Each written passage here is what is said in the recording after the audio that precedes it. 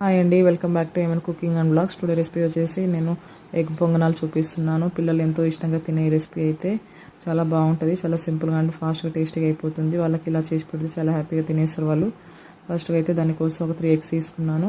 తర్వాత అందులో ఒక ఆనియన్ తీసుకొని చిన్న చిన్న ముక్కలుగా కట్ చేసుకొని వేసుకున్నాను. ఇప్పుడు ఇందులో ఒక 1/2 table spoon salt, 1/2 table spoon అయితే పెప్పర్ పౌడర్ వేసుకోవాలి. తర్వాత ఇప్పుడు ఇందులో ఒక 1/2 టేబుల్ స్పూన్ పసుపు, ఒక 1/2 టేబుల్ స్పూన్ కారం, 1/2 టేబుల్ స్పూన్ ధనియా పౌడర్ కూడా వేసుకోవాలి. వేసుకున్న తర్వాత బాగా కలుపుకోవాలి.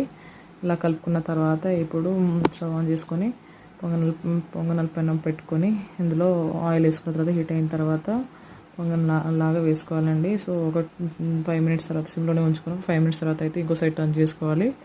సో అంతే అండి, చాలా సింపుల్గా అండ్ టేస్టీగా ఉండి పొంగనాలు అయితే రెడీ అయిపోతాయి. పిల్లలు అయితే చాలా ఇష్టంగా తింటారండి. సో వాళ్ళ కోసమైనా ఈ రెసిపీ చేసి పెట్టండి. సో నచ్చితే లైక్ చేయండి, షేర్ చేయండి, సబ్స్క్రైబ్ చేసుకోండి.